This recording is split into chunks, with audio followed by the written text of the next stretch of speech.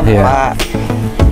Mau tidak, monggo Pak. Ya baiklah teman-teman semua, assalamualaikum warahmatullahi wabarakatuh. Perhatikan. Nama saya Nofrizal ya, maaf saya baru datang. Karena kemarin saya ke Jakarta ada urusan di kantor. Jadi gini, konsep yang teman-teman lihat kemarin yang di Pudak itu sebenarnya agak sedikit berbeda dengan ini. Jadi dulu awalnya Pak Bayu itu mendesainkan pabrik pupuk itu model seperti ini. Jadi gini ya. Yang kemarin teman-teman praktekkan di Pudak itu adalah didesain khusus untuk kebutuhan upland sebenarnya awalnya. Kenapa? Karena nanti teman-teman itu sudah dipersiapkan semuanya, ada ternaknya, ada rumah komposnya, ada biodigester, kemudian ada pabrik pupuk ini yang permanen dibuatkan. Jadi artinya bahwa teman-teman nanti akan fokus dulu untuk mengelola yang sudah akan kita siapkan itu. Mudah-mudahan Oktober atau November itu sudah kita siapkan semua di lokasi masing-masing. Jadi sudah ada 42 titik di masing-masing di 42 titik di 13 kabupaten. Masing-masing kabupaten beda-beda dapatnya. Nah, ternaknya pun juga beda-beda. Ada yang minta sapi, ada yang minta kambing. Nah, sekarang kita fokus kepada yang kemarin yang di Pudak. Di Pudak itulah yang nanti yang aplikasi yang akan teman-teman akan langsung lakukan nanti setelah pulang dari sini. Siap. Nah, terutama yang teman-teman yang punya sapi, yang kemarin itu adalah contoh sapi. Nah, sapi, kenapa? Karena sapi itu kita nanti sebagian teman-teman ada yang minta sapi kelompoknya dengan sapinya dengan kandangnya. Jadi yang untuk minta sapi itu dapat 11 ekor. Nah, untuk yang kambing itu dapat 70 ekor. Ya. Nah, tapi saya tidak hafal kelompok mana saja yang minta sapi, kelompok mana saja yang minta kambing dari 42 titik itu. Ya. Nah, di tempat teman-teman itu ada 500 meter lengkap situ terintegrasi. Di situ ada biogasnya, ada tempat kandang sama ternaknya, ada rumah kompos nanti yang model seperti ini untuk menyimpan bahan komposnya.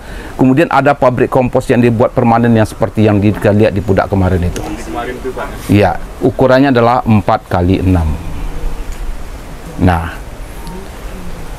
karena awalnya konsepnya tidak seperti ini yang diharapkan upland, karena upland itu akan ada ternak langsung.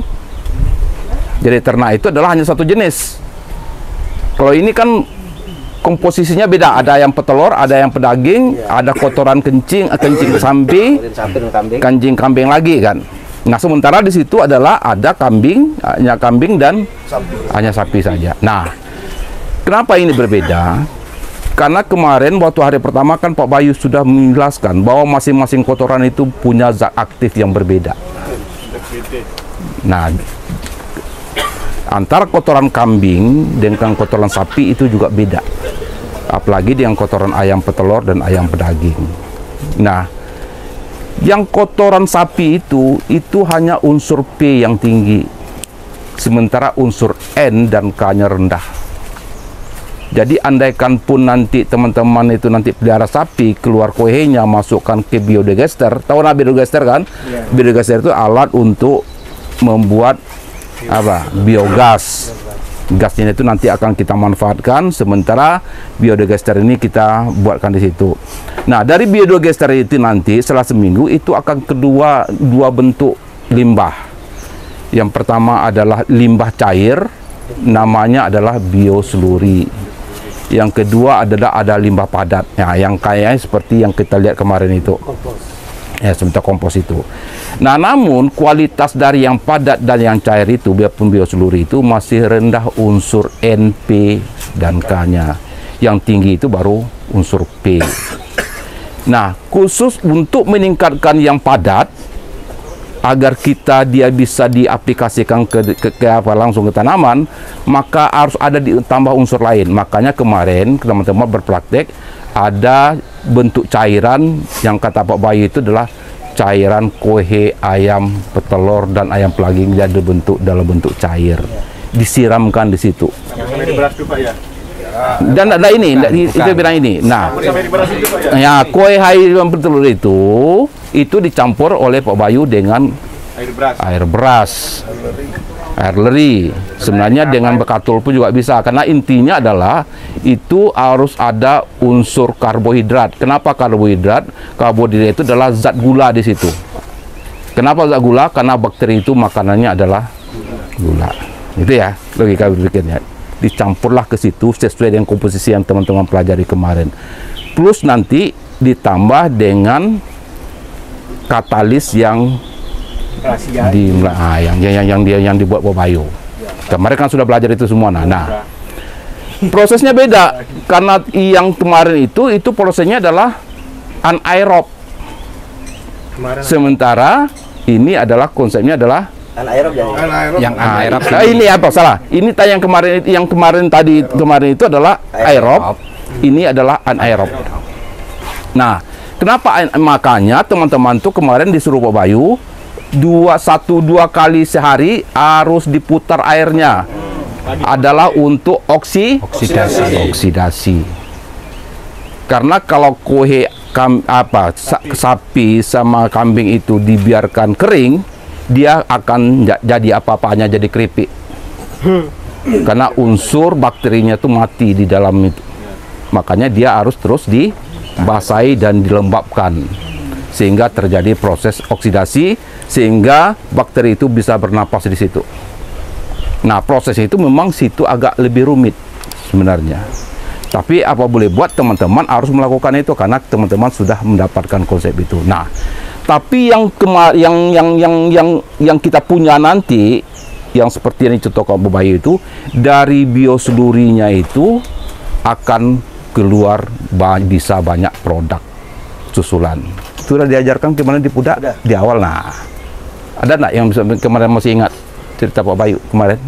Dibuat CPT, ya kan? Tambah daun. Jadi setelah kita proses oksidasi itu selama 15 hari atau 2 minggu, maka padatnya itu akan setara dengan ini, akan menjadi namanya NPK padat. Kemudian ada urea cair dari bioselurinya. Nah, dari bioseluri dari proses biodigester itu bisa dibuat lagi produk lain. Yang pertama apa? Yang pertama itu adalah fungisida. Kemudian ada ZPT. Kemudian apa lagi kata Pak Bayu kemarin? Ada inseks. Ada pembenah tanah. Dan satu lagi adalah pembenah tanah. Jadi ada 5. Ada urea cair, ZPT, fungisida. Nah, teman-teman itu sudah belajar itu semua kan? Kan gampang semua. Ada KCL-nya untuk ZPT juga. itu hanya mencari daun-daunan yang lihat aja tumbuhannya yang cepat tumbuhnya. Nah, apa bentuk daunnya itu terserah di lokasi kita masing-masing carinya. Beda-beda soalnya, Pak. Nah, jadi itu saja teman-teman tekunin, itu teman-teman sudah punya 5 pabrik gitu kan. Pabrik ZPT. Ya kan kalau kita bisa bikin sendiri dan itu terbukti kan. Iya. Nah, itu saja dari cairan bioseluri itu saja teman-teman udah jadi pengusaha 5 pabrik gitu. Terpaksa kaya katanya. Ya, makanya teman-teman apa boleh buat dipaksa kaya. Nah, seperti itu kan. Nah, maka ilmu ini adalah ilmu yang mahal walaupun kita beli murah. Di sini kan. Iya, Pak. Nah, itu. Nah, kemudian konsep ini kenapa kita juga ajarkan kepada teman-teman, jika teman-teman ingin membuat di tempat lain Di luar project upland. di luar project upland, teman-teman di samping ada dapat yang demplot itu, tapi ada kelompok lain itu yang tidak mempunyai senasib dengan teman-teman. Bisa dijual, Pak ya. Iya kan? Kan hanya dari sekian kelompok yang di Sumenep itu, Sumenep yang paling banyak kelompoknya kan? Hanya 1 atau 3 yang paling dapat cuma. Yang lain itu enggak. Maka kawan-kawan itu adalah tanggung jawab teman-teman untuk mengajarkan dengan konsep yang seperti ini. Siap. Gitu ya? Siap. Nah, konsepnya seperti itu. Disuruh berhitung aja Pak nanti petaninya. Jadi Pak Bayu tidak mengajarkan atau di sini belum buat yang sudah dari 3 jenis ini Pak? Maksudnya dari 3 jenis yang mana? Dari kohe sapi, kohe ayam. Ya, kayaknya kemarin kan udah koi sapi itu. Tapi sudah kan? Kan campur dikit itu cuma. Iya. Tapi belum ayam kan ya Pak? Ya, yang ini. Ini yang kita. Ya maksudnya ini dengan ini digabungkan satu proses itu tidak bisa Pak? Belum. Sebenarnya kemarin itu juga sudah satu proses juga. Cuma yang kemarin itu yang Pak Bayu kasih itu yang cairnya. Agar sesuai dengan konsep bioseluri dan konsep kohe yang masih basah tadi itu. Jadi kalau mohon maaf ya Pak, orang Madura itu kadang nggak mau ribet Pak, pengen yang simpel saja kan seperti itu Pak. Jadi kalau misalnya ini proses ini dengan proses itu kita jadikan satu, kan lebih simpel kata saya Pak. Tetapi kalau secara teori Pak Bayu apa mungkin salah atau gimana Pak seperti itu? Ya, jadi ikutin saja dulu. Semua apa yang dilakukan sudah ada pertimbangan tertentu oleh Pak Bayu. Siap. Jadi jangan ceritanya apapun hidup ini memang ribet Pak. Kita hidup saja udah ribet Pak. Makanya kita menangis ketika kita itu lahir. Karena hidup ini memang ribet Pak. Ya kan? Oke ya. Udah, sekarang lihatkan yang hasilnya. Sebentar Pak. Ya. Ini tadi belum ada yang tanya. Ganti saya yang tanya. Kira-kira habis berapa sih buat seperti ini? Hitung-hitungan bisnisnya lah, saya bisnisnya mau hitungan. tanya balik. Kira-kira habis berapa? Nah, Ini habis berapa kira tadi? nah, baru tanya. Baik, ini saya jelaskan ya. Mulai dari yang pertama. Tadi terpal kan sudah kurang lebih 400 sampai 800 lah yang paling bagus. Kemudian untuk yang atap seperti ini ya, mungkin kurang lebih tidak mahal. Ini maksimal bisa ya 10 juta atau berapa maksimal. Enggak, kalau ini kan kita dapat bantuan nanti Pak. Adanya, Pak. Cuman yang dihitung ini Pak. Iya, untuk komposisi apa namanya bahan urin kambing. Nah, kalau di sini kan agak kambing kan kecil sedikit ya keluarnya. Ini agak mahal lah, Rp1.000 per liter. Rp1.000 per liter kita Kurang lebih belinya. di situ. Kalau sapi karena setiap hari berapa keluarnya? 30 liter. 30 liter. Ini Hanya Rp500. Itu. Untuk kohe ayam ini ya petelur ini kurang lebih 10.000 lah per sak. Kalau di sini.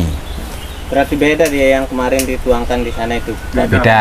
Air yang di sini itu. Konsepnya beda. Ya. Tadi udah jelaskan konsepnya beda. Kalau kohe pedaging ini kurang lebih 5.000. Jadi semuanya menghasilkan apa namanya? Totalnya Biaya kurang lebih ya 10 juta lah.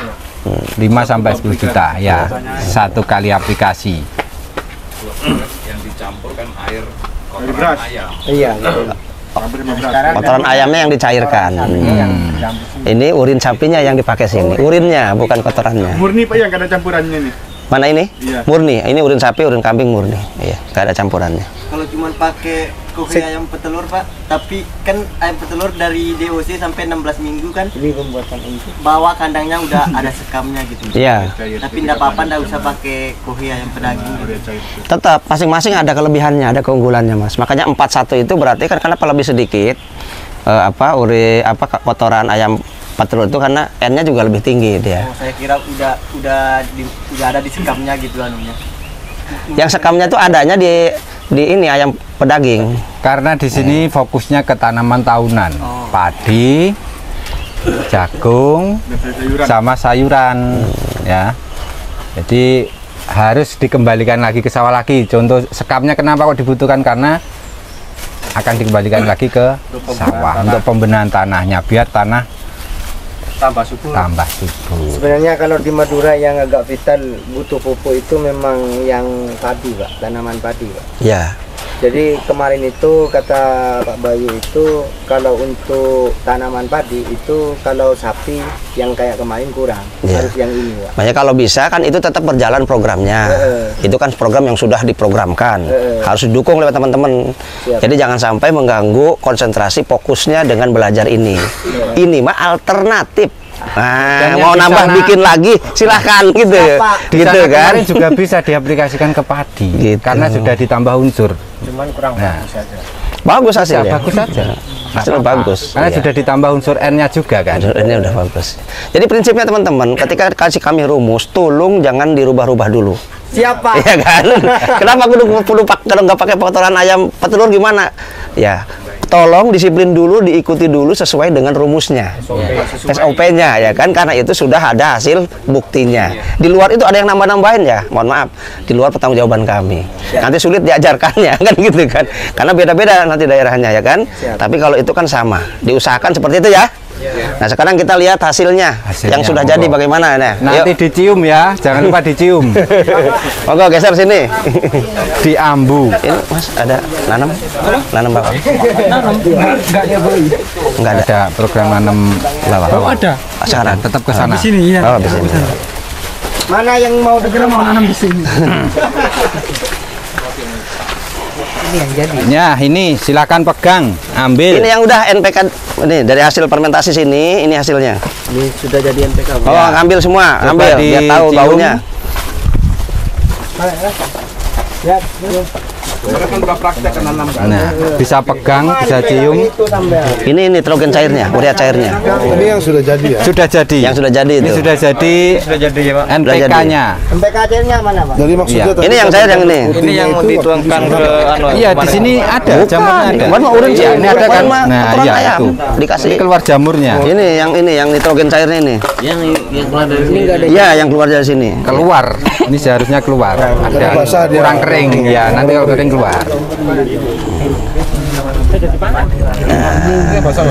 Iya. Ini yang baru panen mungkin ini. Ah, gimana? Basah. Bau nyengat, Pak. Lah iya, bau. konsepnya 10 juta. Ini nitrogennya yang udah jadi ya, nitrogen cairnya yang ini. Coba dicium.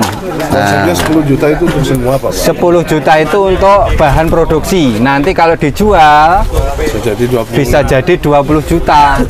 Untung Nah gitu lah. Untung 10, untung separuh. Iya. separuh. Yang cairnya ini yang padat kualitasnya itu 1/10. kalau di sini kurang lebih jualnya kan ke konsumen ya itu 30 untuk NPK padatnya. Jadi 30 kali 500 sak, 500 berarti berapa? 15 juta. Kalau yang ini satu kali panen apa enggak ini? Kalau cairnya Satu kali panen kan, Mas? kalau cairnya 500 liter kali 25.000 berapa? 1 ton. Bisa 20 lebih kan? Nah, 20 lebih. Itu Kalau ke pakai resep konsumen. tadi, Kalau dari hasil pabrik cairnya biasanya 500 liter. NPK ini kurang lebih 20.000. Ininya 500 sak. Atau 25.000. Kalau dari pabrik sini. Ya. Untuk ureanya, nitrogen cairnya ini kurang lebih 15.000. Menjanjikan. Nah, seperti itu. Menjanjikan. Sudah mencium baunya? Sudah. Ada yang ditanyakan dari sini? Berarti misalnya kemarin kan itu 500 sak ya totalnya ya. Ya, Ya, bahan baku totalnya. padatnya 500 sak. Setelah jadi ini tetap. 500 sak lagi. Tetap. 500 bisa lebih ya, tergantung. Nah, terus kalau urinnya ini Pak yang 500 liter lagi keluarnya. 500 liter lagi. Iya. Ya. Nyusut. Jadi tadi temen sih masak. totalnya kan 400 liter, 100 liter tambah 500. 500. Tapi Totalnya jadinya kan 1000 harusnya. 1000 keluarnya 500. 500. Karena kan masih ada basah-basahnya situ kan, nggak diperes. Sekarang tanya pertanyaan ini berapa per liternya di sini? Sudah tadi 25. 25 ini kali segalon berapa? 15 liter. Jadi kali 1 galon berapa isinya berapa? 25 kali 15. 15 ya. 750. Iya. Hah? 150 ya. 750. 25.000. Bu kali 15 berapa? 300 Ini 375. Ini kali berapa nih kalau 375, Pak. ya sekarang kali 10 aja udah 3 juta, tapi ini duit nih. Kadang-kadang nggak ada yang tahu. Kalau ada yang tahu ini kan Kalau dikemas ini Pak ada yang jual 80 sampai 100.000. 1 liter ya. 1 liter. Nah, kata Pak Bayu kemarin bikin yang bagus, jual yang Tapi kan murah. mereka tidak tahu. Kita kan tidak tahu mereka itu isinya apa. Harapan kita itu jangan terlalu mahal. Pak Ya, Bayu murah. ngomong kan kalau bisa lebih ekonomis. Nah, ya jadi kalau bisnis ya, tapi yang jelas Kalau kita ini sana mintanya mahal kan kita juga ngasihnya enak. Ya kan? Saya tidak mau mikirkan bisnis dulu, Pak. Nanti dia ngomong kamu diam. Jangan ngomong. Bagaimana memproduksi hasilnya Bagus. semua itu bagus. Iya. Karena kalau nanti sudah hasilnya bagus dan masyarakat percaya, hasilnya itu nanti apa ya? dijual 100.000 aja laku. Laku seperti itu. Insya Allah. Cukup dengan kamu bekerja dulu harus kamu tunjukkan Ya, bahwa itu makanya. kamu berhasil baru bisa. Makanya saya akan mau produksi dulu ini di rumah dan langsung praktekkan sendiri. Nah,